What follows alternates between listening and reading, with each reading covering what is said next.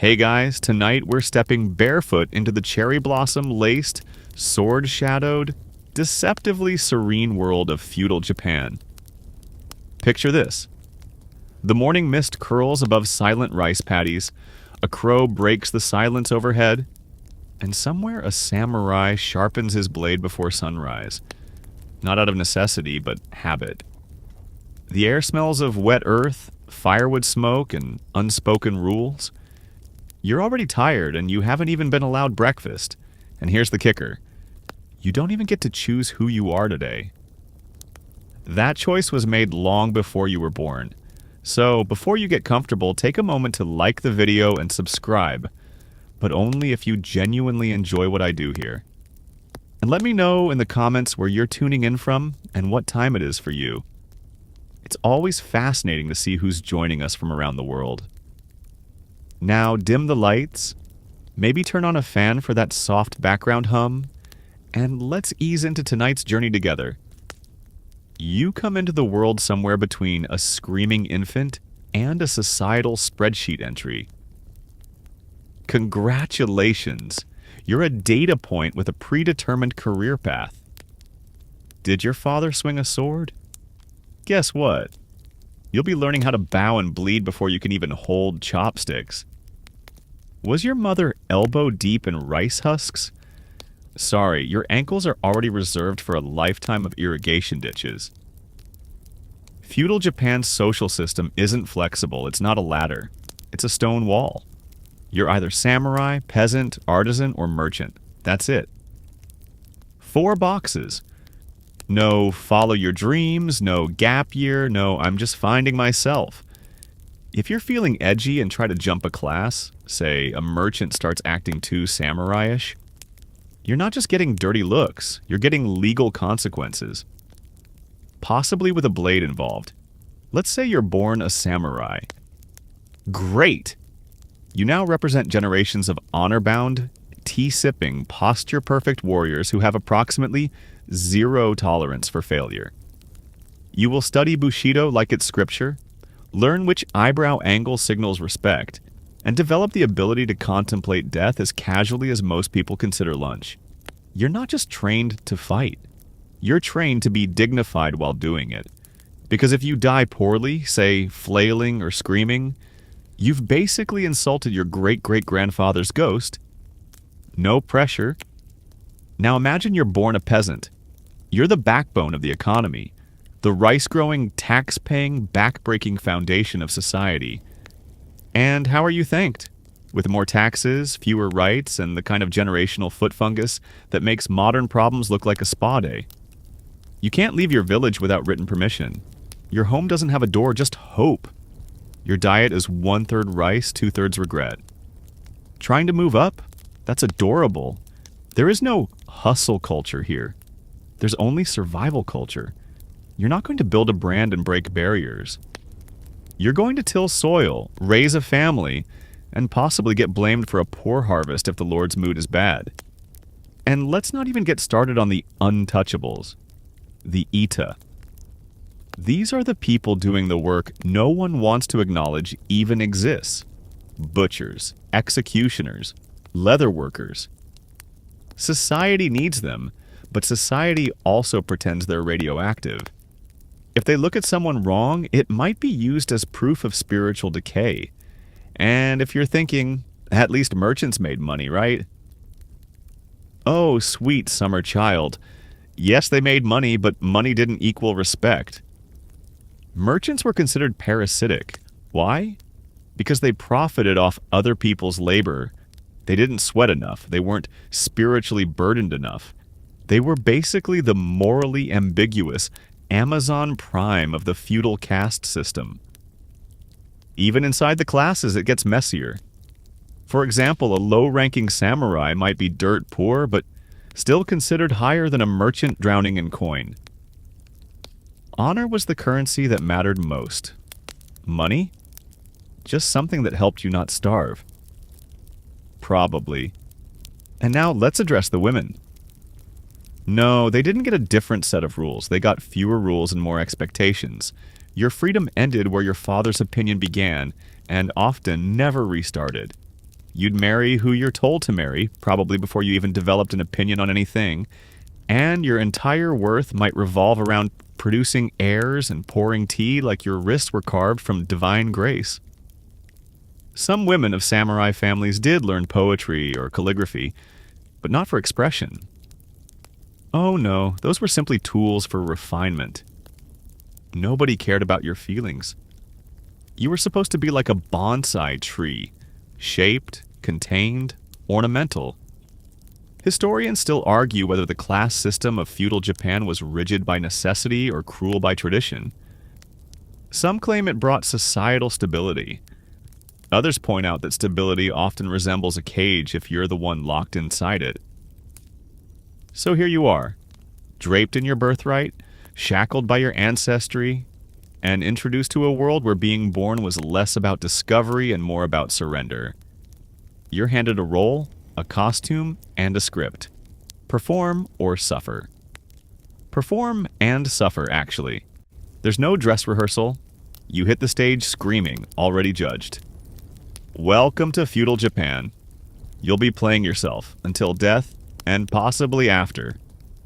You wake before the sun dares crack the sky, not because you're an early riser, but because the cold is a natural alarm clock with no snooze button. There's no featherbed, no memory foam, just a straw mat that smells vaguely like damp regret and a last season's mildew. Your joints creak like you're already 80, even though you're, 14? Maybe 15? Time isn't marked by birthdays, it's marked by planting seasons and funerals. First order of the day, get clean. Not emotionally, oh no, that's a lifelong struggle, but physically. Because in feudal Japan, cleanliness isn't a luxury, it's a moral and spiritual requirement. But before you get excited, let me clarify. It is cold. There is no heated bathroom, no ceramic tiles with underfloor warmth, just a stone basin or wooden bucket filled with ice-melted river water, and your own sense of doomed obligation. You scoop water with your hands, which feel like frozen daikon radishes at this hour, and splash your face. It's less refreshing and more screaming silently into the void. That's okay. The ancestors are probably watching and nodding solemnly at your suffering. Good character building, they'd say. If you're a samurai, you're under double the pressure. Hygiene isn't just for health. It's proof of discipline.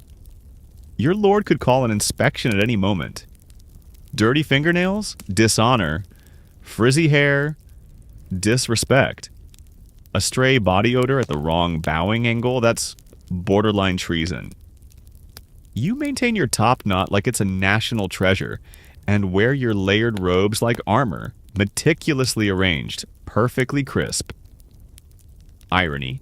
The outside world is mud, but your outer robe must be pristine enough to reflect the moon. Bathing, if you're lucky enough to access a bathhouse, is its own epic. You don't just hop in. First, you scrub. Vigorously.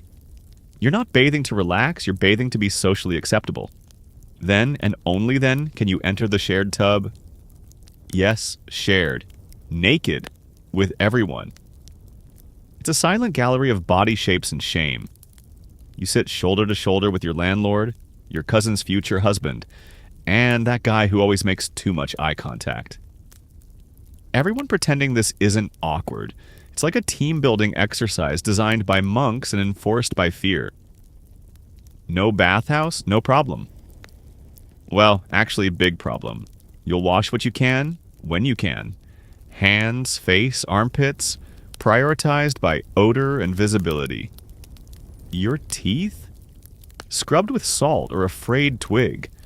Because nothing says ready for the harvest like bleeding gums and a mouthful of splinters. If you're elite, you might get something more refined.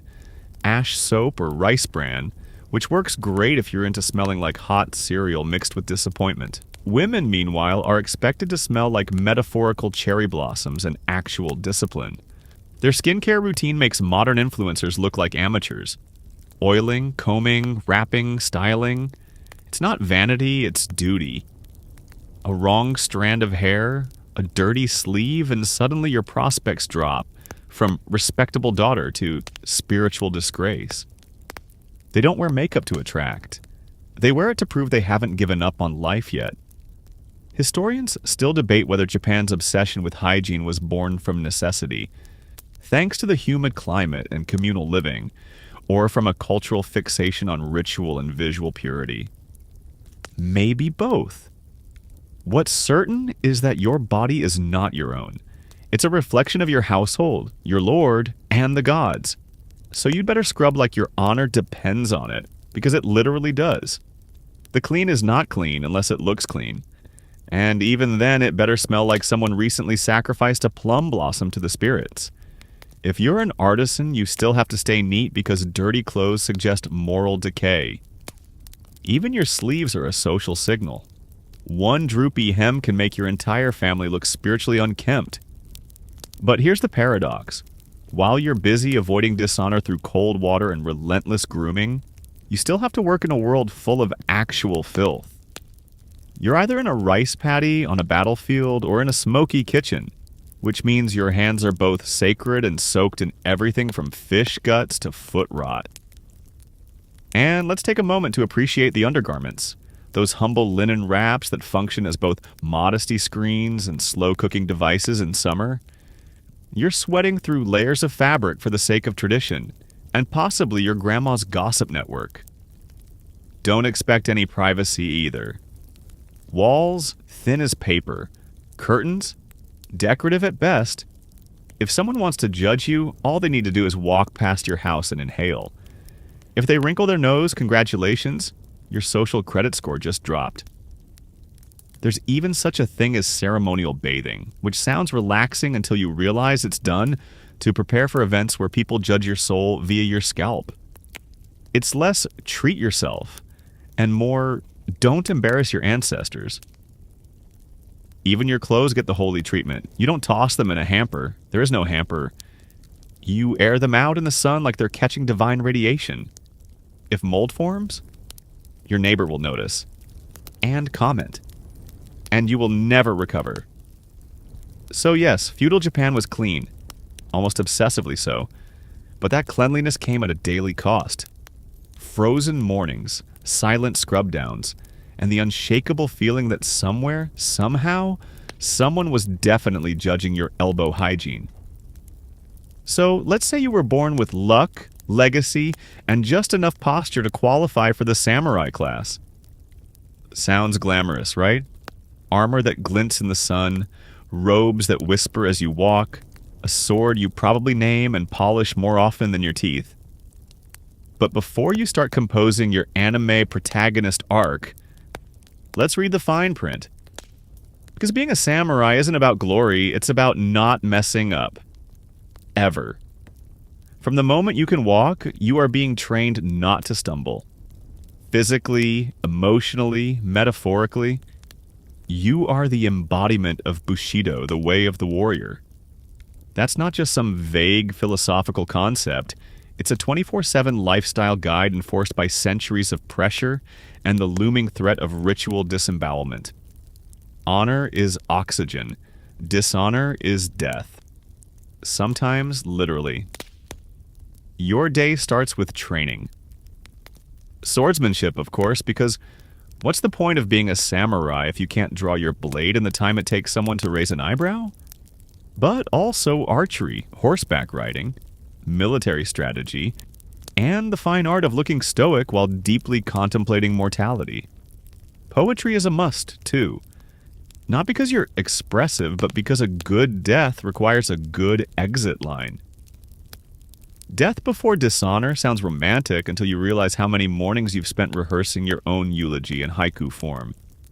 And you'd better have perfect posture. Slouching isn't just rude, it's a red flag for moral collapse. Emotions? Those are for peasants and bad actors. You maintain a face so serene it could be carved into a temple. Smile too much, and someone will assume you've lost your edge. Cry, and you've probably just dishonored your entire bloodline.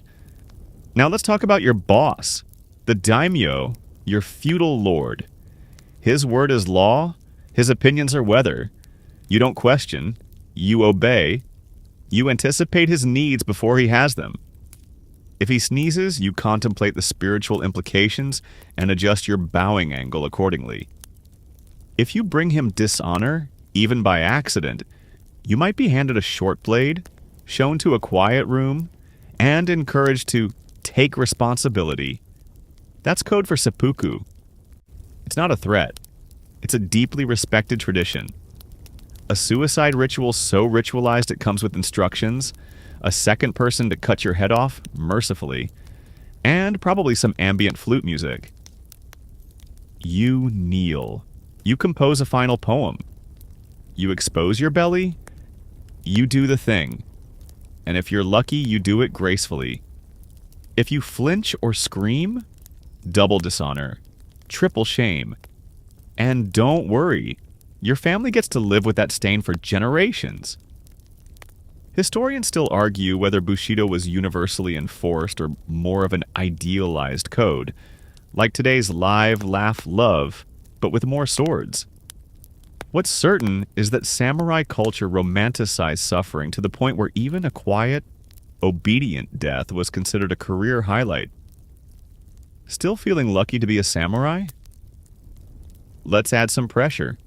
You're expected to carry your daisho, the paired long and short swords, not just as weapons but as symbols. They're like emotional support swords, and if you wear them wrong, people will judge you. Publicly, possibly with violence. You're also not allowed to use them frivolously. Raise your blade in anger without cause? That's dishonorable. Lose a duel? Catastrophic. Insult a superior? You're basically writing your own death warrant with every syllable. The more swords you own, the more ways you can ruin your life. You can't just be a samurai, you have to perform it. Every breath, every glance, every syllable steeped in discipline. Even your handwriting has to be dignified. Messy brushstrokes?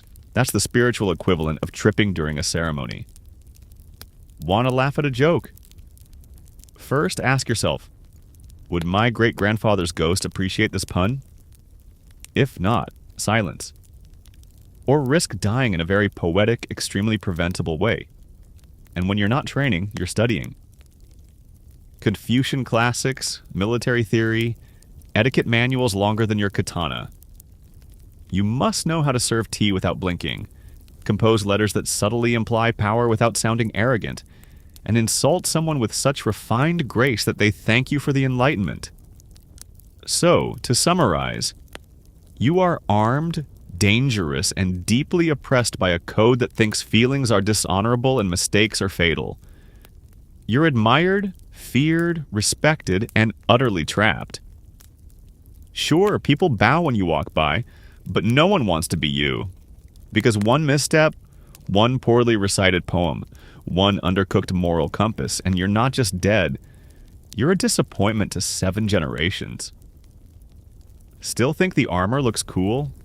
You weren't born into the samurai class. No shiny swords, no calligraphy practice under a moonlit veranda, no death poems unless muttering "why me" counts. You were born a peasant, which means the closest you'll come to glory is surviving to 40 without your spine folding like a rice stalk. Your day starts before dawn, not because you love sunrises, but because the tax quota doesn't harvest itself. You wake on a straw mat inside a thatched hut that is technically a house, though you suspect large woven basket might be more accurate. There are no windows, no doors.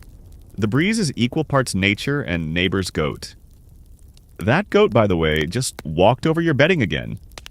You'll fix that. Eventually. Probably not.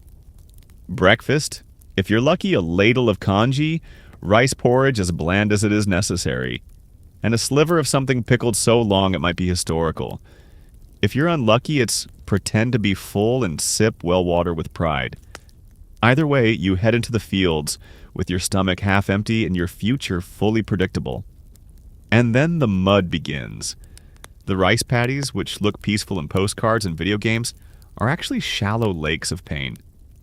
The mud clutches your feet like needy ancestors. You plant seedlings in long lines under the sun, Backbent so long, your shadow forgets what you look like standing upright. You weed, you sow, you sweat, and all the while you pray. Pray that the harvest is good, that the rains come when needed, that bandits don't visit, and that your lord's nephew doesn't ride through your crops again for fun. Because if the harvest fails, that's not just your problem, it's your punishment. Your taxes don't change. Your obligation to deliver a portion of your crop to the Lord remains exactly the same. Rain or drought, locusts or plague. Can't pay? Then you're hiding rice. That's treason. Heads roll. Not metaphorically. The taxes aren't paid in coins, of course. You're not dealing with a salary here, you pay with rice. Your family eats what's left, if anything is left. And let's say there's a decent harvest and you finally get a few grains to spare. Wonderful. Just in time for the regional warlord to come through demanding donations for his next military parade. Complaining is not an option. You're legally not allowed to protest. Talking back to your village headman? Bold move. Dangerous. You might get whipped, exiled, or simply disappear into a re-education ditch. And by re-education, we mean a shallow grave no one discusses after the festival. Historians still argue whether the peasant class was truly powerless, or if their quiet rebellions and tax evasions occasionally tilted the balance of local power. But here's the thing. When surviving requires secret rice hoarding and pretending you don't exist, that's not rebellion. That's quiet desperation dressed in humility. Let's imagine for a second that you somehow rise in your village's esteem. Maybe you've avoided death and disgrace long enough to be named an elder. Congratulations! People now come to you for advice, and then promptly ignore it. Your new responsibilities include managing disputes over whose cow is encroaching on whose field, and ensuring everyone's taxes are turned into the local collector who will then take more than his share and blame you for the shortfall. You can't leave your village without written permission, by the way. Not just a bad idea, illegal. You are, in essence, a prisoner with seasonal ankle rot and the right to attend exactly one festival a year. Maybe two, if the rice yield is kind and your lord is distracted by war. At festivals, you drink weak sake, dance in cautious circles, and try not to think about the planting season that starts again in 4 days. It's the one time you can smile in public without suspicion. But don't overdo it. A peasant with too much joy is clearly hiding something or planning something. Your clothes are humble. Brown, gray, occasionally beige if you're feeling daring. You don't own more than one set. When they tear, you patch them. When they rot, you pretend they're rustic. Shoes? Sandals made from straw and perseverance. No socks, no options. And the seasons. Oh, the seasons. Summer is sweat and insects. Winter is frostbite and coughing into your hands. Spring means plowing mud until your calves scream. Fall is harvesting with every muscle in your back, voting to resign.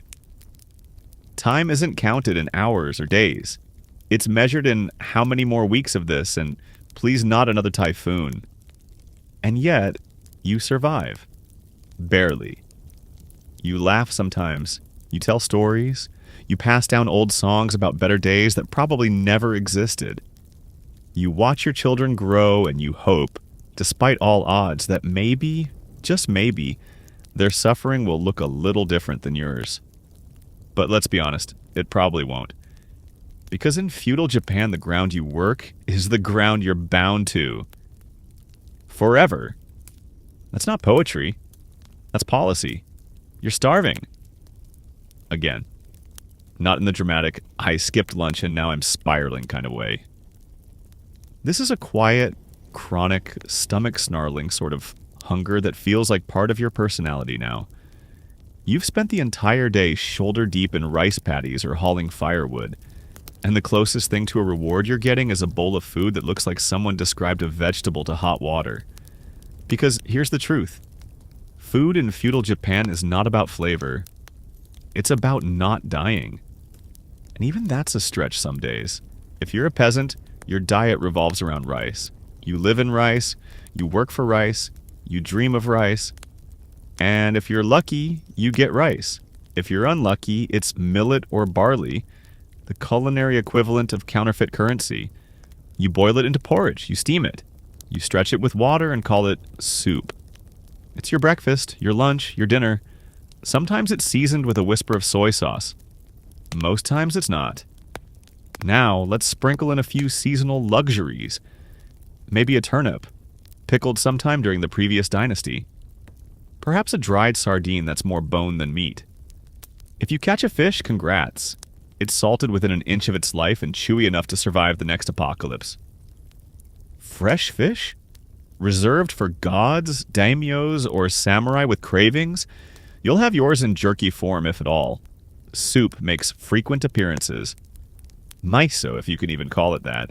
Hot water with a splash of fermented paste, a bit of seaweed, and 2 floating leaves performing synchronized despair. It's thin, it's salty, it's technically nutritious, it's also depressing. Let's not forget pickles. Japan mastered the art of pickling things long before it became an Instagram trend. Radishes, cucumbers, plums, if it once grew, it's been salted into submission. These fermented survivors provide crunch and a gut punch of flavor so strong it sometimes counts as a side dish. Historians still debate whether the monotony of peasant diets was due entirely to scarcity, or whether it reflected broader cultural philosophies of simplicity and restraint. Either way, your daily menu feels like a long, passive-aggressive poem about suffering. And forget about indulgences.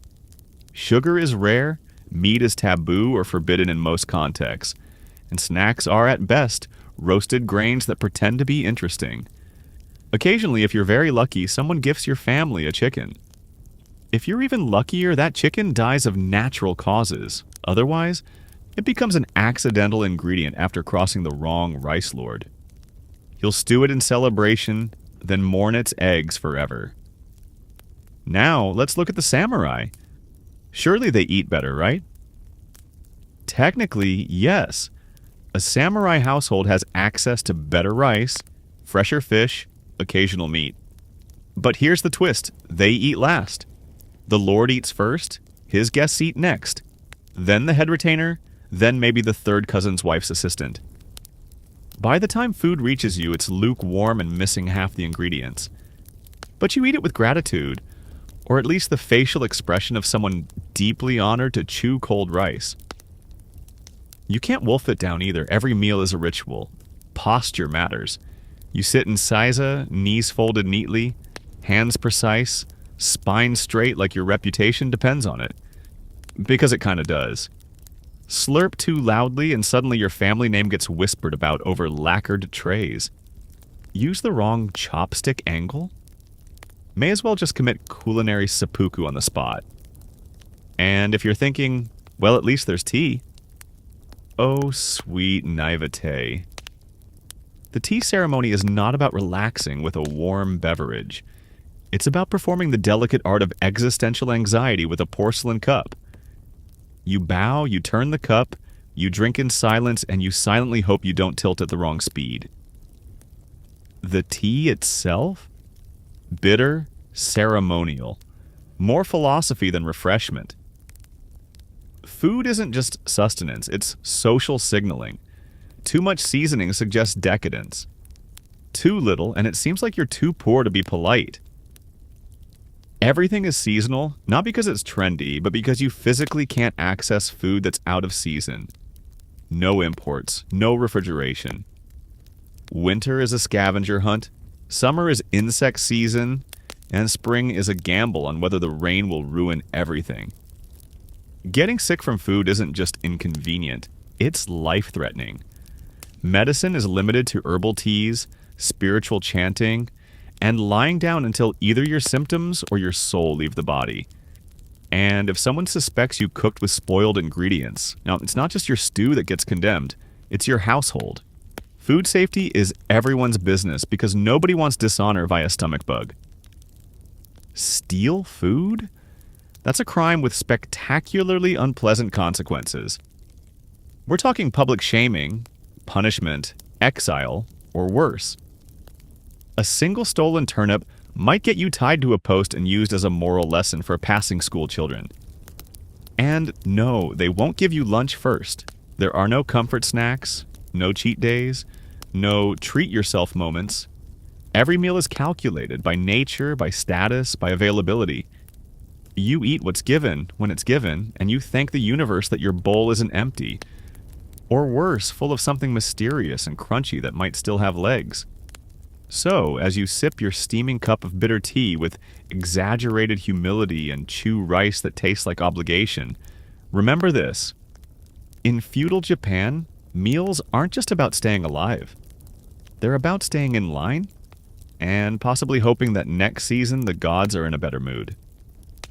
You've just finished your small, crunchy, questionably fish-based soup. You're full, not with food, but with silence. And then it happens. Someone nearby says something utterly absurd. Maybe your lord attempts a haiku that rhymes cloud with cow. Maybe your cousin claims her cat is reincarnated from a Shinto priest.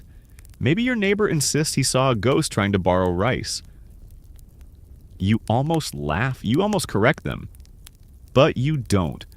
Because in feudal Japan, your opinion is a liability and your mouth is a trap. Freedom of speech? That's adorable. There's a very specific and deadly hierarchy here, and every word you say runs the risk of detonating it. Speaking out of turn isn't just rude, it's career-ending, socially suicidal, and occasionally actually suicidal. You don't just think before you speak. You rehearse, review, and internally recite your family tree to make sure no ancestor would object to your tone. Let's say you're a peasant. You're at the bottom. Talking back to the village headman? That's bold and punishable. Correcting a tax collector on math? That's not bravery. That's asking for a whipping. Offering farming tips to a passing samurai? That's not helpful. That's high treason with a hoe. Even within your own family, there's a pecking order. Sons do not interrupt fathers. Wives do not contradict husbands. Daughters? Well, they don't really speak unless instructed. Your opinion is like your rice quota. Measured, inspected, and best kept buried underground if it's too spicy. If you're a samurai, the stakes are even higher. You're supposed to speak in slow, thoughtful tones. Think wise owl with a death wish energy.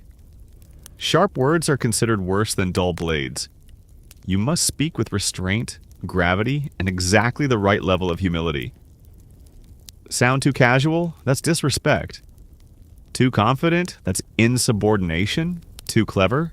That's implying you're smarter than your superior.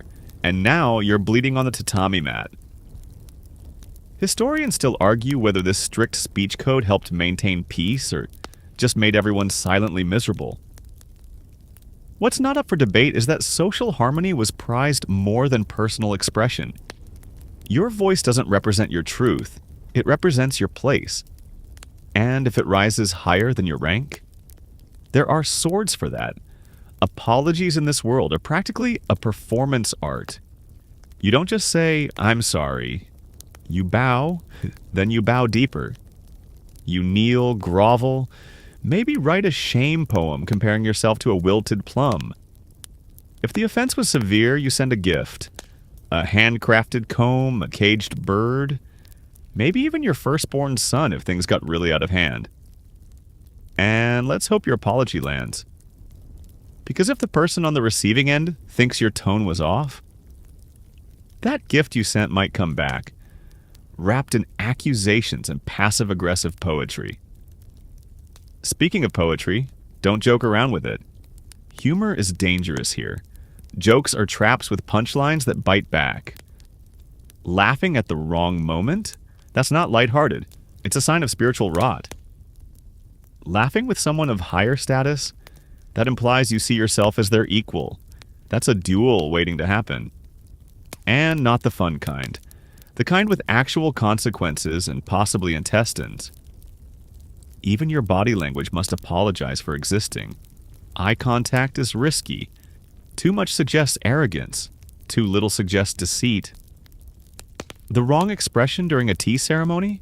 You might as well be waving a flag that says, "Dishonor me." It's exhausting, really. Walking the tightrope of not just what to say, but how to not say anything at all. In this world, silence is safety. Nodding vaguely is strategy. A well-placed ah and a bow? That's a whole conversation. You learn to communicate with eyebrow lifts and tea sips, and even those are emotionally policed. Want to share your thoughts on the village harvest? Submit a formal petition and pray it's not raining on Judgment Day. And then there's gossip. Oh, the gossip. Feudal Japan may look stoic, but it whispers. A single misplaced phrase can ripple across social circles faster than a summer festival rumor. One sarcastic comment overheard by the wrong person, and suddenly your aunt won't speak to you, your cousin is redoing the family crest, and the village elders are concerned for your soul. So yes, technically you can speak. There's no literal muzzle. But in practice, every syllable is a landmine. You're better off mastering the art of neutral noises? So desu ne. And pretending your thoughts exist only as dreams you'd never dare write down. You are free to express yourself, of course, just as long as what you express is complete, unbending agreement with everyone above you. Speak carefully. Speak rarely. And above all, speak like someone who values having a head. Because in feudal Japan, loose lips don't just sink ships. They sink bloodlines. You wake up, wrap your robe, and step outside, only to immediately be judged by your neighbor's grandmother, based on the way your sleeves are hanging. That's not an exaggeration. In feudal Japan, clothing isn't personal expression.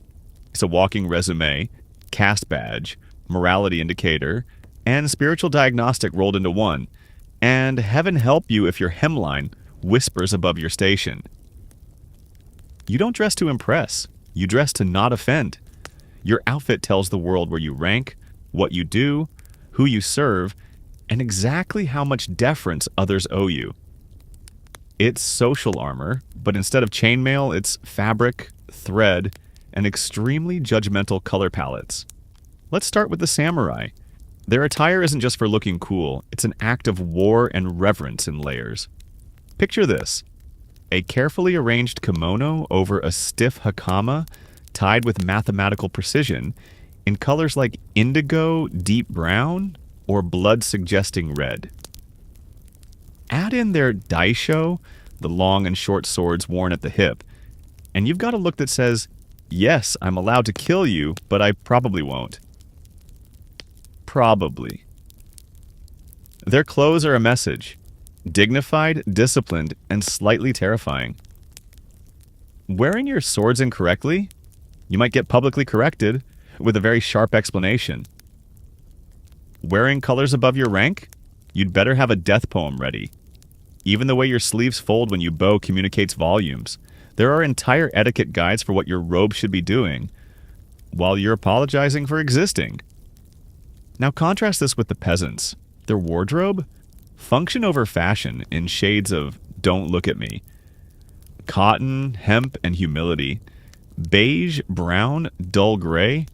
Colors that blend in with both soil and social expectations. These aren't aesthetic choices. They're survival decisions. Dye costs money. Color attracts notice. And notice is rarely good when you're one harvest away from starvation.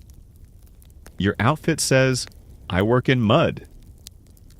These are my only clothes. No, I cannot afford to replace them, and yes, I know there's a hole. Artisans and craftsmen have a bit more leeway. Their clothes are practical, durable, and slightly more refined. Still, nothing flashy. Nothing that makes a samurai raise an eyebrow or think, is this potter trying to peacock? No one wants to be the reason a blacksmith gets scolded for wearing a fabric one notch too luxurious. Subtlety is safety. Merchants, though, they have it tough in a weird way. They have money, which is its own kind of social problem. Remember, in feudal Japan, making money from trade rather than physical labor is considered morally dubious. So even if you're rolling in coins, you dress like you borrowed your uncle's hand-me-downs on purpose. Silk? Maybe, but muted. Understated. Absolutely no flamboyant embroidery unless you want a very polite samurai to question your conduct with the tip of his sword. Your outfit as a merchant says, yes, I could afford better clothes, but I choose modesty because I enjoy living. Now let's talk women, because, oh boy, the fashion rules here are like a crossword puzzle written in ink and consequences. A woman's kimono isn't just clothing, it's a spreadsheet of symbolism. Color, pattern, sleeve length, fabric thickness, all of it speaks. A cherry blossom print means youth and spring.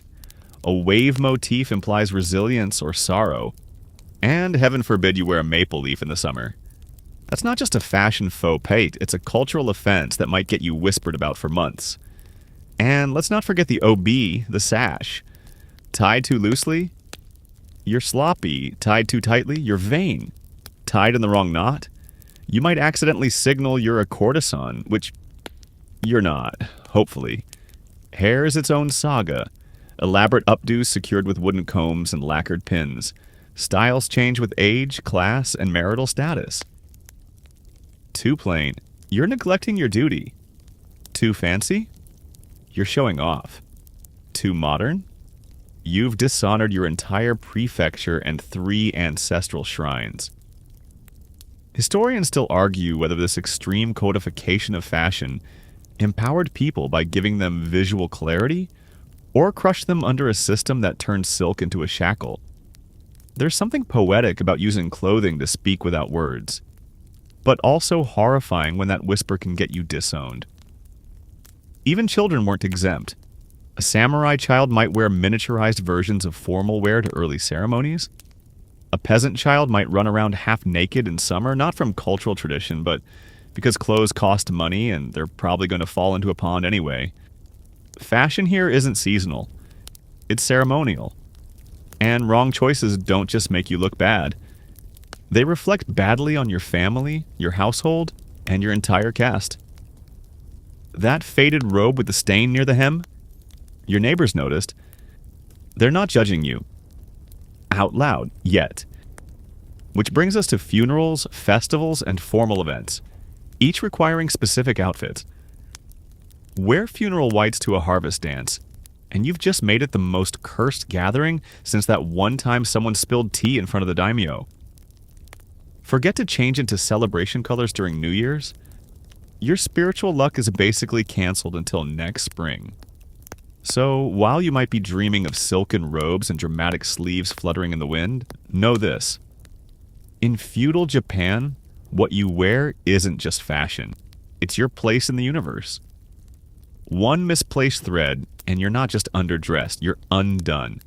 So maybe you've accepted your station, maybe you've got your robe tied correctly, your bowing angle perfected, and your rice quota miraculously met.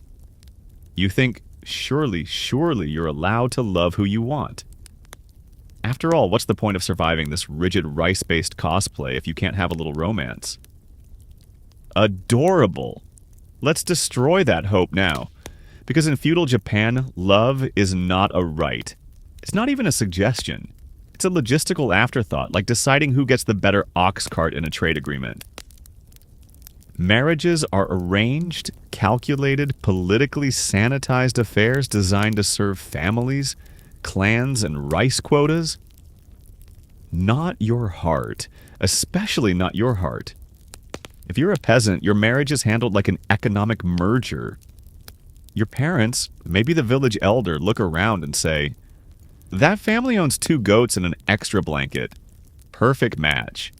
Romantic compatibility isn't a question. What matters is stamina for labor and the number of teeth that haven't yet fallen out. Love is something you maybe discover after 20 years of mutual rice planting. Or not. Either way, you still have to share a straw mat and make babies. If you're a samurai, the stakes are even higher and the options even lower. Your marriage is a political maneuver. You wed to strengthen your clan's status, seal alliances, repay debts, or smooth over generational grudges. Your spouse may come with a dowry, land, or just the distinct honor of making sure two bloodlines don't strangle each other in the near future. And here's the kicker. You don't get a say. Your family's honor is tied to this decision. Refusing a marriage arrangement is not a bold act of independence. It's insubordination. It's dishonor. It's the start of family drama that ends with shame poetry and possibly someone moving into a storage shed to reflect.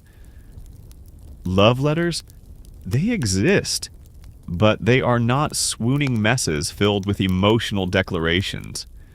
They are composed in perfect calligraphy, using seasonally appropriate metaphors, and delivered by a servant who absolutely reads them first and definitely tells her cousin. If you express too much feeling, you're uncultured. Too little, you're cold. Too clever, you're a threat.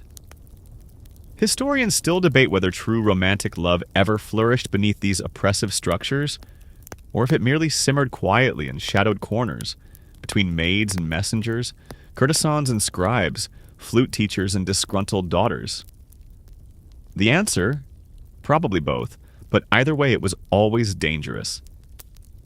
Let's talk about women. A samurai daughter might be married off at 15, her main qualifications being good posture and the ability to embroider seasonal greetings onto curtains. She is trained in calligraphy, etiquette, tea ceremonies, and the crucial skill of never voicing disappointment. Her job? To bear sons, serve tea, and stay exactly one step behind her husband at all times, unless he's dishonored, in which case she might be expected to follow him into the afterlife with a blade and a bow. Even higher status women, those rare few with education and some influence, still have their romantic lives micromanaged by fathers, brothers, or clan elders. Her feelings? Irrelevant. Her duties? Immaculate.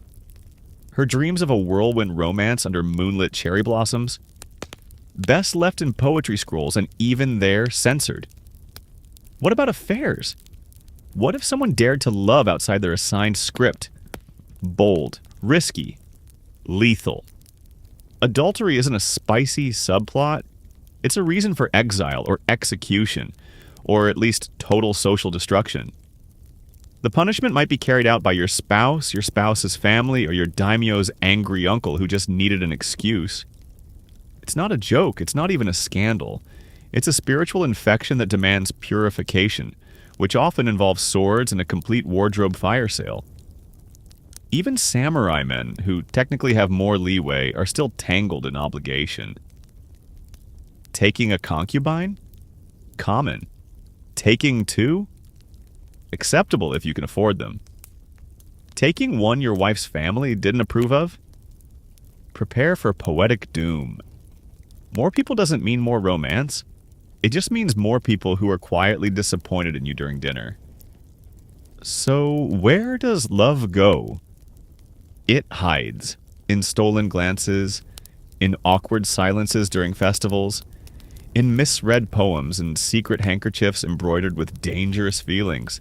It flourishes in theater plays, where masked actors cry for forbidden love, and in ghost stories where lovers die tragically and then haunt each other forever.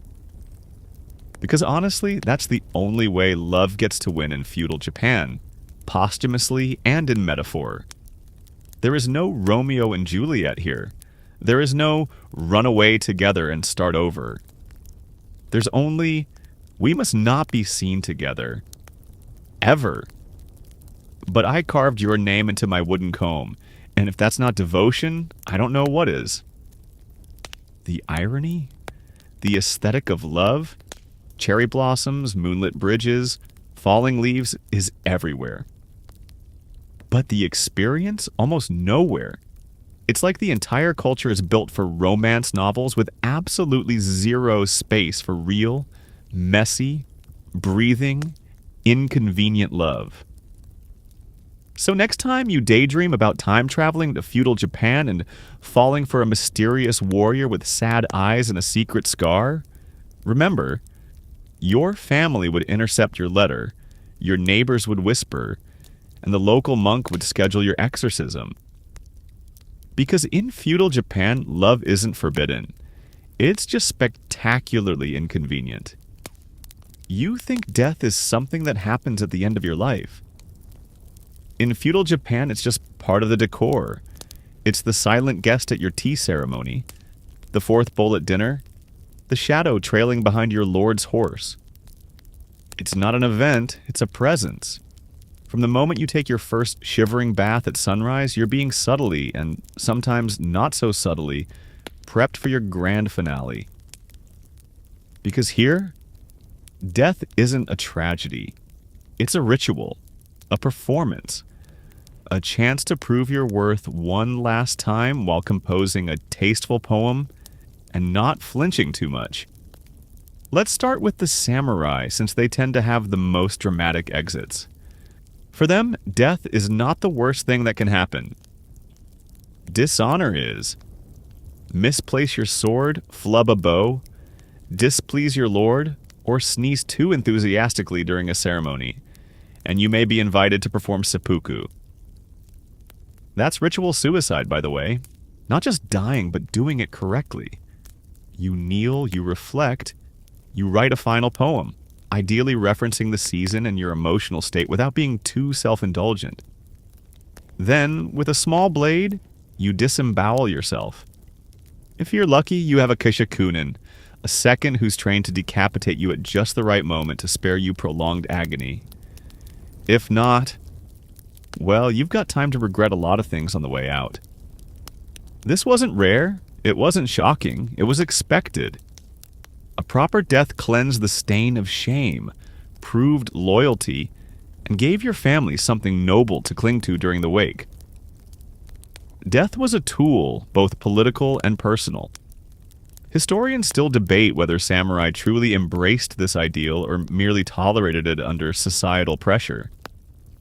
But make no mistake, the pressure was immense. Your death was your final resume, and it had better be tidy. Now, you might think peasants got a break from all that. After all, no swords, no duels, no high-stakes honor dramas. Wrong.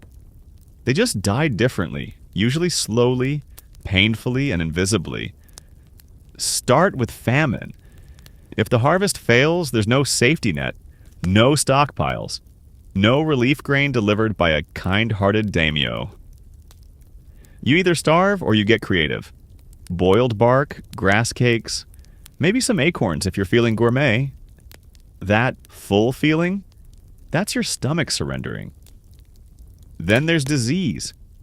Cholera, typhoid, smallpox. Pick your plague. No antibiotics, no doctors in powdered wigs. Your treatment options are hot water, whispered prayers, and that one herbalist who insists moss solves everything. Your immune system is essentially the front line, and it's outnumbered. Add in childbirth.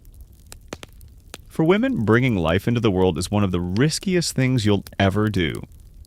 Midwives are skilled, but they're not miracle workers. There's no anesthesia, no C-sections, no surgical rescues. If something goes wrong, the gods might receive 2 souls that day instead of 1. Then we've got bandits. Yes, real ones. Roads outside towns are unsafe, especially at night. You travel at your own risk. If you're carrying rice, goods, or anything shiny, congratulations. You're a target. Being robbed is common. Being killed for resisting? Also common. Staying home doesn't help much either because sometimes bandits come to you. Your whole village might wake up to find its rice stores missing, oxen gone, and one very unhelpful note left behind. Natural disasters round out this cheerful catalog of demise. Japan's geography is basically a death buffet.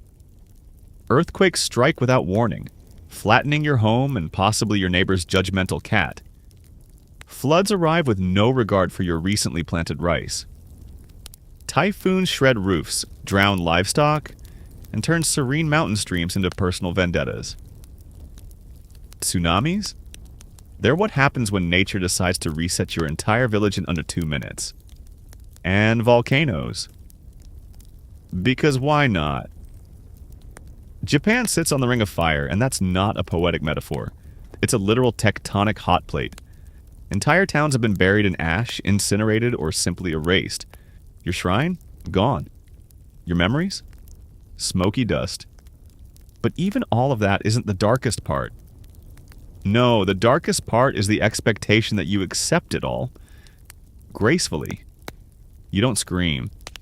You don't curse the heavens. You compose a poem. You die with dignity. You nod solemnly as death approaches, acknowledging it like an awkward guest who arrived uninvited but is now staying for tea. In this culture, uncontrolled grief is a breach of etiquette. Wailing loudly, unseemly, public despair, a burden on others. You are expected to grieve with composure, to fold your sorrow neatly and tuck it into your sleeve. There are stories, famous ones, of samurai composing farewell verses moments before battle, of peasants facing floods by lighting incense and bowing to the water, of women choosing to follow disgraced husbands into the afterlife, not out of fear, but loyalty. Some of it's real, some of it is legend. All of it is soaked in a cultural obsession with dying well. So yes, death in feudal Japan is constant, creative, and often cruel. But what makes it uniquely suffocating is how normalized it is. You're not just allowed to die, you're trained to expect it. To face it like an art form, a final performance. One you've been rehearsing since the day someone first told you to bow deeper. And when you do go, no matter how, you're not just leaving behind a body. You're leaving behind an impression. One last chance to uphold your family's name. Or ruin it. So if you're planning to visit feudal Japan, pack light. And maybe bring a poem. You think you're you. How sweet. In feudal Japan, you are a node in a vast web of family obligations, ancestral expectations, and public opinion thicker than lacquered armor. Your name? It's not yours. It belongs to your clan. Your face? It's a reflection of your household. Your actions? A ripple that could shame your great-grandfather and curse your cousin's marriage prospects. You are not an individual. You are a vessel. Let's start with the clan, your true identity. It's not just a surname, it's a contract. A living legacy you uphold daily with your behavior, your dress, your job, your marriage, and how deeply you bow during apologies. Whether you're a samurai, a farmer, a potter, or a merchant, your every movement is a potential liability or an asset. And guess what? The stakes are generational. As a child, you're not raised to be yourself. You're raised to be appropriate. Your dreams are filtered through clan values. Want to be a poet? Too bad. Your clan raises horses. You'll be brushing manes and studying animal husbandry until your spirit breaks or you die of boredom. Feel inspired to open a noodle stall because you have a gift for broth? Irrelevant. Your uncle is a shrine caretaker. You'll be sweeping temple steps until you forget what salt even tastes like. Individualism is not just discouraged, it's suspicious. Wanting to stand out is considered vanity. Questioning your role is defiance. Being different is dangerous. You are trained to blend, not bloom. And if you mess up, if you say the wrong thing, marry the wrong person, or show up to a tea ceremony in last season's kimono pattern, the shame isn't just yours, it spreads like ink. Your siblings feel it. Your parents weep behind screens. Your cousin in the next province might lose face at court. That's right. Your mistake could travel faster than a courier on a good horse and ruin everyone's week. Even success must be humble.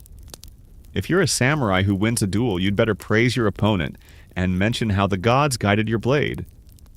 If you're a merchant who turns a great profit, you donate half of it to the local shrine and pretend you just got lucky. If you appear too competent, too ambitious, or too proud, someone higher up the chain might decide to take you down a peg. or several. Historians still debate whether the clan structure functioned more like a mutual protection pact or a social surveillance system.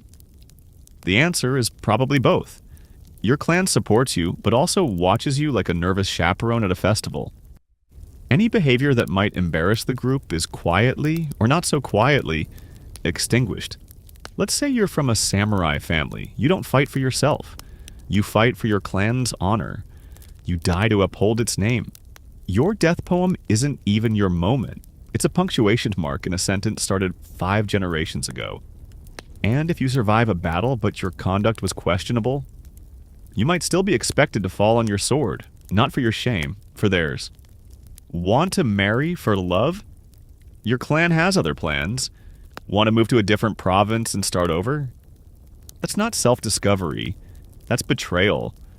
Want to try a new hairstyle that's technically within the rules but a little flashy? Hope you enjoy being the topic of 3 tea houses worth of gossip before your mother stages an intervention involving a monk and a tearful aunt. And don't even think about scandal. A drunk night at a festival? That's not just bad behavior. It's grounds for clan-wide reputation damage. You might be disowned, or forced to write apology scrolls to every relative with functioning eyesight. Or if things get really bad, a higher-up in the family might commit ritual suicide to balance the cosmic books. Because that's how deep it goes. Your identity is like a bonsai tree, painstakingly pruned by tradition, family, and centuries of unspoken expectations. You don't grow wild. You grow correctly. And if you play your part well, if you dress right, marry right, speak with just enough deference, and produce well-behaved offspring who also know how to bow, you might one day hear your name spoken with pride by a relative. Not affection, not admiration, just pride. A nod. A brief recognition that you upheld the script. That's the dream. Because in feudal Japan, you're not born to be a star. You're born to be a gear. Smooth, quiet, polished, and replaceable if necessary. So the next time you think about finding yourself, remember, in this world, yourself is a family heirloom and you'd better not drop it. You step outside and for a moment, just a moment, it's breathtaking. The sun glows gently behind the mountains. Cherry blossoms flutter through the air like pink snowflakes. A crane takes off near the river with a slow, reverent beat of its wings. You could almost forget where you are. And then the wind shifts. It brings the smell of wet earth, of something off. The rice paddy isn't draining properly. Again. And the sky has that gray tint that doesn't whisper rain. It warns it. Welcome to the real boss fight of feudal Japan. Nature. Because in this society, you don't just answer to your lord. You answer to typhoons, earthquakes, droughts, fires, the occasional volcanic mood swing. Japan may be stunning, but it's also a geographical dare. Let's start with typhoons, massive wind tantrums that barrel in from the sea like drunk gods. You don't prepare for them, you brace. Your roof? Made of thatch and hope. Your walls? Wood and prayer, your rice? Probably floating away by now. These storms flood fields, flatten homes, and rearrange everything not nailed down. And even some things that are. You rebuild again. And again. And again. Now, how about earthquakes? Japan sits on the Ring of Fire, which sounds mystical until you realize it's just a polite way of saying, good luck keeping your house upright. There's no warning system, no earthquake kits, just a tremor, then a violent shake, and then your teacups become shrapnel. If you survive the falling beams and collapsing walls, you get to enjoy the aftershocks for dessert. Historians still debate how much ancient Japanese architecture evolved because of earthquakes or despite them. What's clear is that builders used wood not just because it was abundant, but because it sways and occasionally doesn't kill you when it falls. And if the earthquake doesn't get you, fire might. Because everything, and we do mean everything, is flammable. Your house? Wood. Your furniture? Also wood. Your kimono? Probably silk. which burns like ambition left unchecked. Entire towns could, and did, vanish in flames sparked by a single overturned lantern or poorly tended hearth. Fire patrols existed, but they weren't fire departments in the modern sense. More like organized panic. Still not enough? Okay, let's talk about floods. Japan's rivers are beautiful until they're swollen and angry. Rain doesn't just fall here, it arrives. Fields become lakes. Villages become soggy dreams. Your carefully planted rice? Underwater? Your stored food? Moldy. And the local tax collector still expects payment. Now with a late fee and a suspicious side-eye about whether you're working hard enough. Then comes drought. Because if it's not too much water, it's not enough. Weeks pass under a blazing sun. The earth cracks, rice wilts. Your well dries up. The village starts offering increasingly desperate prayers at shrines, sometimes accompanied by ritual dances that look suspiciously like thinly disguised panic. You eye your neighbor's remaining water with the kind of envy that starts wars and ends friendships. And then there's winter. Not the romantic snow globe version. Not the let's cuddle by the fire kind. Number. This is real winter. This is frostbite in your toes before breakfast. This is breath that crystallizes as you try to dig through snow to find the outhouse. This is cold that settles in your bones and waits. Your walls barely hold in heat. Your blankets feel like frozen regret. Your charcoal brazier offers heat only to your ankles. Everything else? It's just layers and prayers. Samurai households fare a bit better. Thick walls, layered robes, possibly even decent firewood. But for peasants, winter is an extended survival test. You stay alive by rationing food, huddling for warmth, and pretending that slightly less freezing is the same as cozy. And no, you don't get snow days. The goats still need to be fed, the roads still need clearing, and someone has to re-thatch the roof that collapsed under yesterday's snowstorm. Let's not forget volcanoes, because just when you think the earth, wind, and water are done trying to kill you, fire steps back in with a vengeance. Japan's mountains aren't just pretty. They're lava-filled mood swings. Entire regions have been buried in ash overnight. Towns have vanished. And the locals? They rebuild. Sometimes on the same spot. Because the land is sacred, or because it's the only land you have. So yes, you're surrounded by beauty. Lush forests, rolling hills, gentle streams. But they're all one storm away from betrayal. There's no FEMA, no disaster relief. If your home collapses, you build another. If your food rots, you go hungry. And if your lord's estate is also damaged, he might raise taxes to offset the loss. Which is a fun way of saying you get to suffer twice. The weather doesn't care about your social status. It doesn't care if you're a samurai or a smith. Nature in feudal Japan is the ultimate equalizer. Unbiased, relentless, and deeply inconvenient. And yet, you endure. You rebuild your home, you pray harder, and you learn to read the clouds like omens. The same wind that rips off your roof also carries the cherry blossoms each spring. The rain that floods your fields also blesses your crops. It's not kindness, it's balance.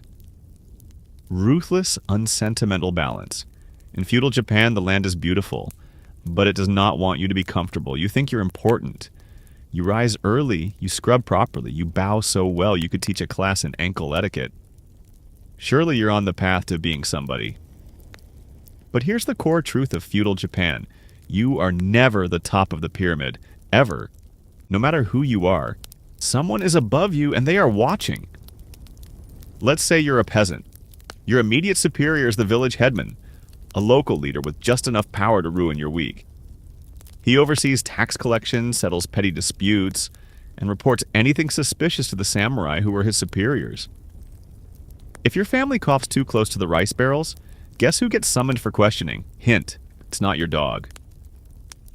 Above the village headman, A local samurai often stationed nearby, ready to enforce order with a sword and a scroll of increasingly dramatic rules.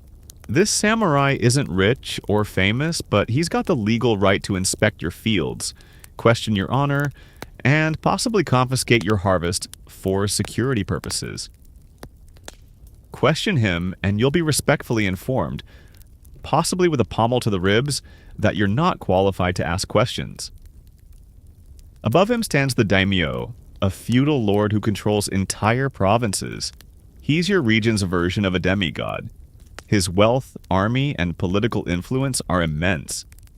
But even he isn't at the top, because above him stands the shogun. The shogun is the military dictator of Japan, the one who truly governs while the emperor quietly writes poetry and is wheeled out for ceremonies.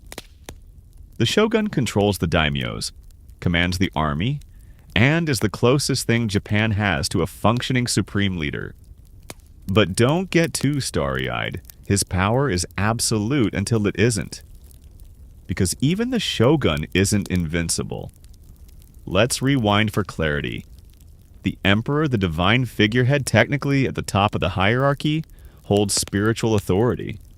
But no real power. He's more mascot than monarch. He names eras, blesses events, and occasionally writes very sensitive poetry about plum blossoms and grief. Politically, though, he's sidelined. He's not ruling. He's haunting the capital in silk robes. So we've got this bizarre structure. An emperor with no power, a shogun with all the power, and a stack of lesser lords playing political chess in between. And if you're a samurai, you're somewhere in that stack, probably sandwiched between a moody bureaucrat and a tax-obsessed headman who drinks too much rice wine. You think this means the samurai rule the roost? Not quite. Most of them spend their days enforcing someone else's will. They wait for orders, write reports, train in 6 arts, and occasionally die dramatically in service to a daimyo who hasn't smiled in 15 years. They're more like really elegant middle management with lethal office supplies. Historians still debate whether samurai truly relished their roles or quietly resented being glorified errand boys for powerful lords. Some say the code of Bushido kept them noble. Others argue it kept them trapped, eternally dignified, rarely autonomous. And the daimyos? They may control land and armies, but their lives are still micromanaged by the shogunate. If a daimyo gets too rich, too bold, or throws one too many banquets, the shogun might get nervous. And nervous shoguns don't send emails, they send inspectors. Or worse, they subtly suggest retirement via sword tip. The shogun himself, despite being the apex predator, isn't exactly sipping sake on a victory couch. He has rivals, alliances to maintain, provinces to monitor, and an entire cast of paranoid relatives hoping he trips on a step during court ceremony. He rules, yes, but he also doesn't sleep well. And above all of this, floating like an untouchable symbol of divine legitimacy, sits the emperor, powerless but crucial. His blessing is required for transitions of power. His lineage is sacred. Even the shogun can't move openly against him, because it would violate the illusion that all of this chaos is still rooted in divine order. What results is a vertical society more rigid than your best formal bow? Power flows downward with weight. Responsibility, expectations, and blame follow suit. But ambition, that's tricky. Climbing the ladder is dangerous. In fact, it's frowned upon. Attempt to rise too far, too fast, and you're not seen as ambitious.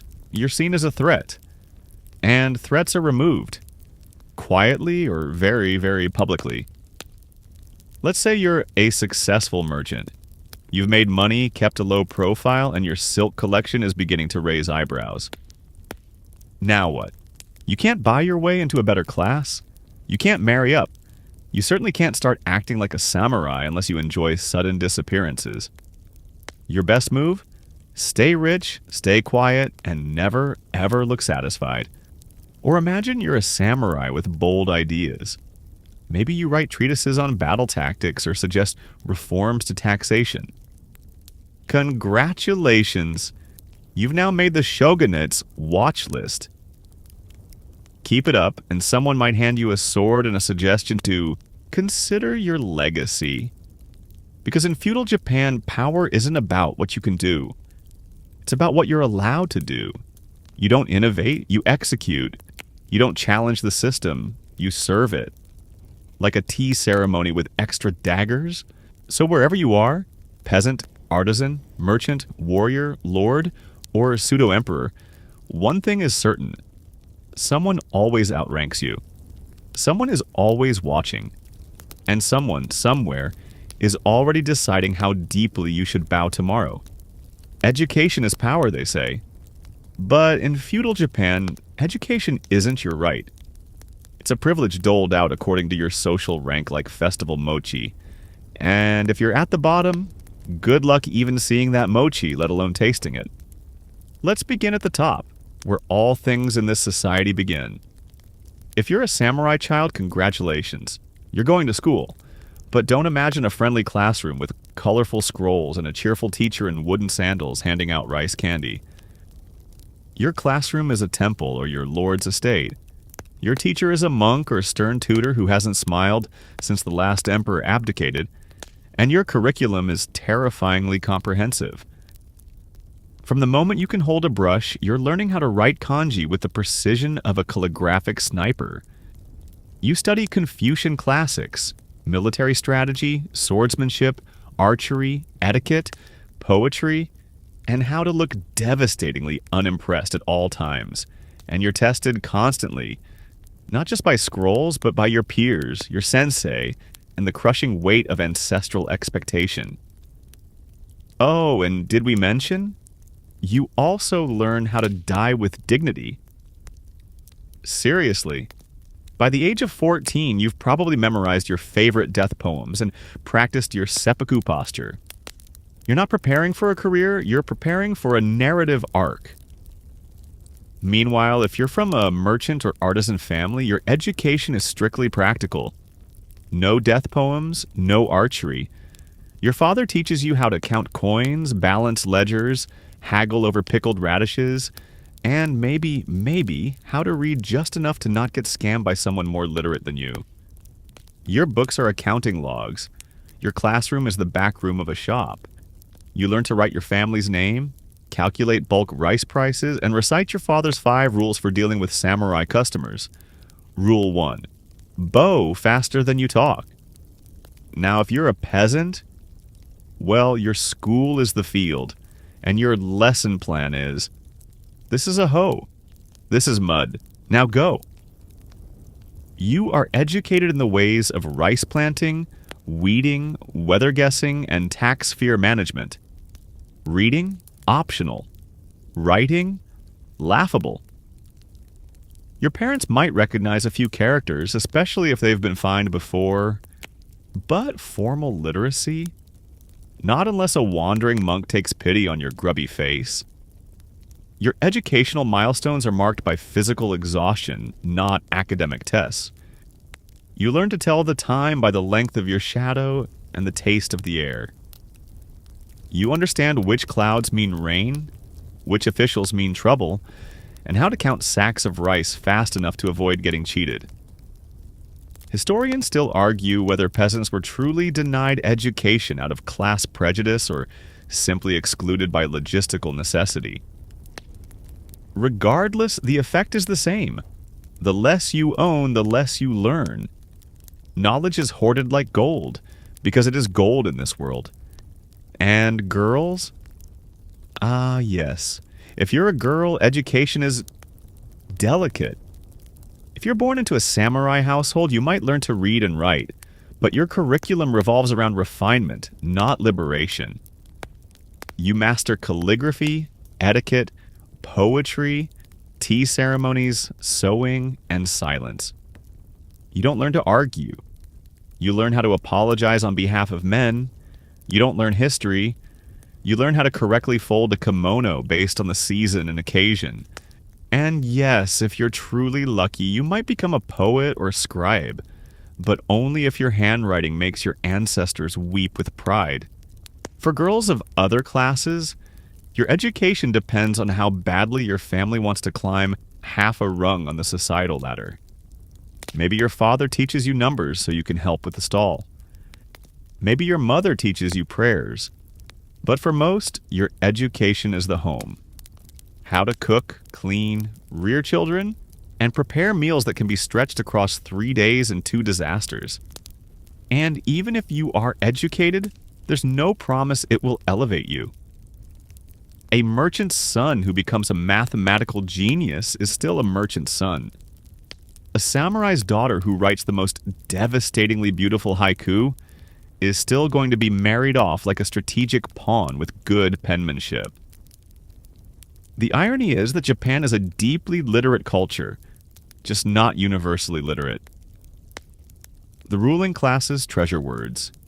They record histories, compose poetry, pass judgments, and whisper sweet threats through elegant scrolls. Temples preserve texts, and samurai compose philosophical treatises when they're not sharpening their swords.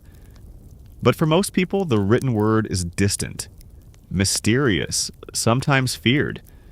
And even if you do manage to learn, you don't boast. A peasant who reads too well might be accused of thinking too much. A merchant's daughter who quotes Confucius might make herself unmarriageable. Knowledge can elevate or isolate. So no, feudal Japan is not the land of equal opportunity tutoring. There are no after-school programs, no follow-your-passion scholarships. Education is not about expanding minds, it's about reinforcing roles. You learn what you're supposed to know to be what you're supposed to be. And if that sounds narrow, well, it is. But in a world where stepping out of line has consequences sharper than a whetstone-polished katana, maybe narrowness is the point. You pour the tea carefully. Right hand steadies the spout. Left hand supports. The steam curls upward like a spirit rising from the bowl. You turn the cup, once, twice. Bow slightly. Offer it with both hands. The silence around you thickens. You've done this exact dance 100 times, but still, someone's watching, someone's judging, and you'd better hope you didn't bow half a second too early. Because in feudal Japan, culture is performance. You might think you're enjoying art, poetry, or a pleasant tea break with friends. But here, every aesthetic act is a coded message, every brushstroke a psychological profile, and every floral arrangement a spiritual X-ray. You're not just participating, you're being evaluated by society, your ancestors, and probably your cousin's insufferable neighbor. Take Chanoyu, the Japanese tea ceremony. It seems peaceful, meditative. But under that tranquility is a gauntlet of etiquette so refined it borders on sorcery. Every motion is choreographed. The way you sit, fold your knees, adjust your kimono, lift the bowl, wipe the rim. Each step has a correct posture, a correct pace, a correct intention. Screw up the sequence. At best, you're uncultured. At worst, morally deficient. That's right. How you drink tea could be interpreted as a symptom of inner spiritual decay. Now let's examine ikebana, the art of flower arrangement. Sounds simple, doesn't it? Pick some pretty petals, pop them in a vase. Number.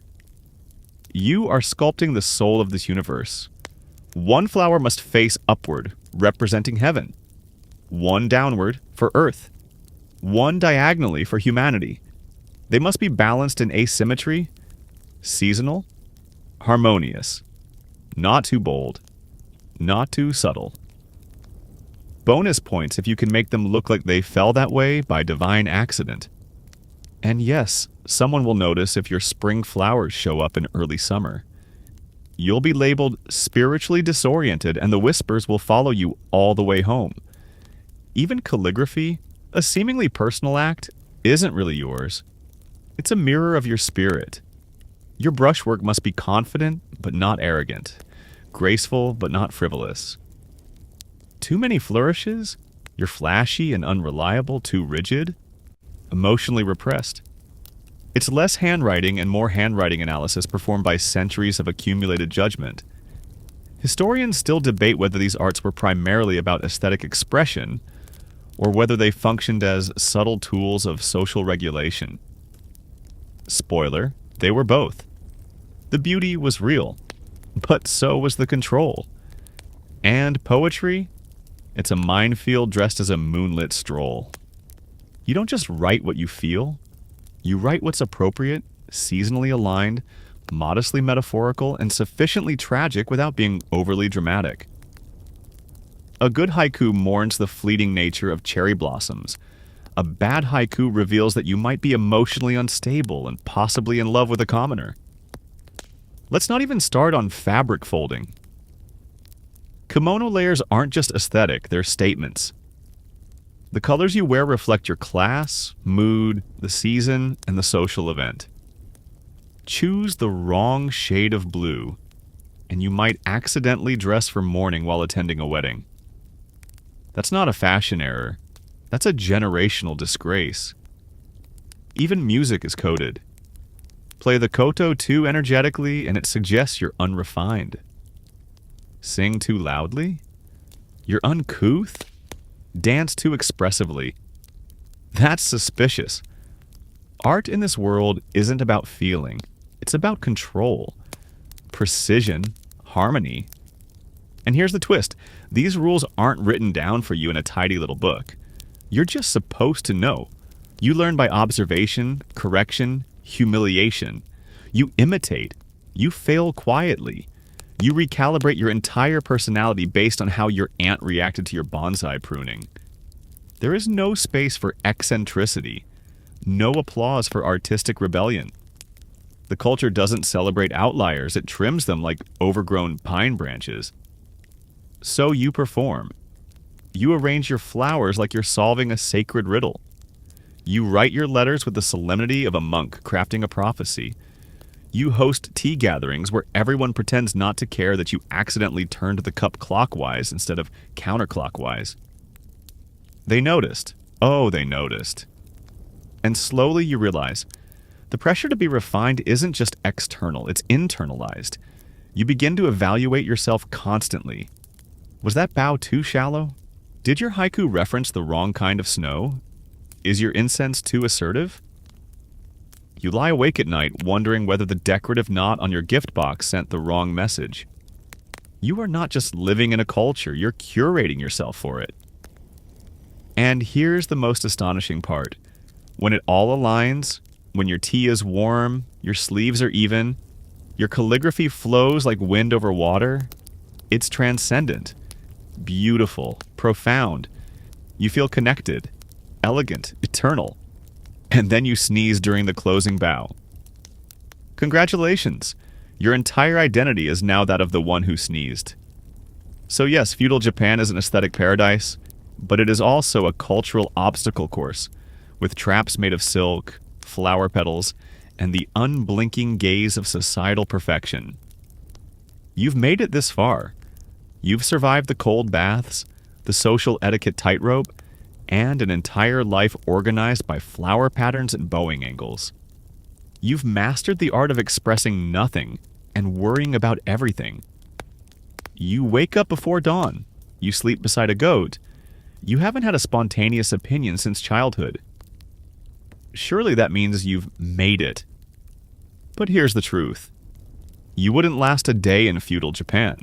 Not because you're weak, not because you're lazy, but because this entire world, the rituals, the rules, the relentless refinement, wasn't designed for you. It wasn't built for personal fulfillment. It was built for order. And you, with your ideas and your modern sense of identity, are a chaotic little firecracker that feudal society would smother before your second bowl of barley. Let's test it. You arrive in feudal Japan, freshly time-traveled. You stand in a courtyard, admire the lanterns, hear a lute playing softly in the distance. A child bows to you, you smile and wave. Mistake number 1. Smiling is context-dependent. Waving is not a thing. You've already committed an unspeakable act of enthusiasm. Now you're assigned a role. Peasant? Hope you like mud and mandatory back pain. Samurai? Hope you enjoy never blinking too fast or dying dramatically to save your reputation. Merchant? Remember, people need your wares but think you're spiritually dubious. You say, I'd like to choose my own path. Mistake number 2. That's not ambition. That's rebellion. Feudal Japan doesn't care about your personal journey. Your life was drafted centuries ago by people with top knots and deep mistrust of individualism. You ask questions. You want to know why the tea must be poured in that order? Mistake number 3. You're now either a heretic, a nuisance, or a potential political liability. Probably all 3. You wear the wrong robe. You eat before your superior. You fail to produce an appropriately melancholic poem during the autumn equinox. You sneeze in front of a monk. It unravels quickly. And you're not alone. Most modern humans wouldn't make it to lunch without causing a minor scandal or major existential disaster. We're creatures of improvisation. Feudal Japan is a script. You don't ad-lib here. You recite your lines with dignity and silence. Historians still debate whether this system created harmony or merely repressed chaos until it exploded. What's not debated is how complete the structure was. There was a rule for everything, a place for everyone, and a very narrow path for survival. Want to express yourself? Paint a scroll, but only with the correct brush technique and preferably under the supervision of someone who outranks you. Want to fall in love? Write a poem, but not too passionate. Keep your metaphors within the seasonal framework. Thank you very much. Want to laugh out loud at a festival? Check your cast first. If you outrank no one, you're supposed to smile quietly and nod. You wouldn't last because your default instincts, freedom, curiosity, self-expression, are exactly the qualities that make you dangerous here. Not in a fun, rebel against the empire kind of way. In a please write your death poem now kind of way. You see injustice. You speak up. You see inefficiency. You propose a fix. You see beauty. You want to change it, make it more you. Every modern impulse is a red flag. And even if you could adapt, if you somehow learned the rules, memorized the rituals, suppressed every question, you'd lose yourself in the process. Because feudal Japan doesn't want your soul. It wants your obedience. You don't become a person here. You become a role. You perform your life. Every day is a play. Every movement, a script. Every misstep, a potential legacy wrecker. So no, you wouldn't last a day. You'd forget to bow. You'd speak when you shouldn't. You'd ask why once too often, and that's all it would take. But here's the irony, the tragedy really. The people inside the system, they wouldn't last a day in your world either. Drop a samurai into a corporate meeting, and he'll duel your manager over an unclear email. Give a merchant a modern bank loan, and he'll faint from the idea of compound interest. Let a peasant see a supermarket aisle, and he'll never sleep again for fear of divine retribution. They wouldn't last. You wouldn't last. Because their world and yours were built for different purposes. Theirs? Endurance? Yours? Change. And in feudal Japan, change is the most dangerous idea of all. You've knelt on straw mats, folded your grief into poems, bowed your spine into a question mark, and watched the seasons change like judgment from the gods. You've lived without privacy, autonomy, or ibuprofen. You've been hungry, polite, obedient, layered in fabric, stripped of self. And now you finally understand. Feudal Japan wasn't hell. It was beautifully, horrifyingly efficient. It didn't need to torture you to control you. It just needed expectation. Unshakable, generational, ritualized expectation. Every behavior, every role, every word was locked into place like a wooden joinery puzzle. Tight, clean, no nails needed. And if one piece cracked, the entire thing trembled. That's what made it work. That's what made it terrifying. You could vanish into it, be absorbed. You didn't have to rebel, you just had to want something different, and the machine would correct you gently at first, then with increasing sharpness until you either stopped resisting or stopped existing. And yet, people did live here. They laughed quietly. They whispered forbidden things. They fell in love with the wrong people and carved poems into bamboo. They bent, endured, even thrived in pockets. Humanity always leaks in, like water through thatched roofs. Feudal Japan wasn't built to crush the soul. It was built to prevent disharmony, but in doing so, it often required the soul to shrink. Not die. Just shrink. Just fold itself small enough to fit inside the seams of a kimono sleeve, a rice field furrow, a death poem. And what about the beauty? It was real, that's the worst part. The lantern light, the snow on temple roofs, the stillness of a tea bowl resting on tatami, the quiet intimacy of a garden arranged to feel like nature but controlled like a battlefield. There is grace here. There is honor. There is a sense that your life, however rigid, is woven into something timeless, that your suffering means something, that the rain that ruins your roof is the same rain that nourishes the rice that feeds the monk who blesses your child. It's profound. But it's not freeing, so no, this isn't hell. Hell is chaos. This is worse. This is a world where everything makes sense and you still don't belong. You're too loud, too curious, too hungry, too individual. You would not last here. But now you understand why they did. And you will never look at a cup of tea, a falling blossom, or a bowed head the same way again.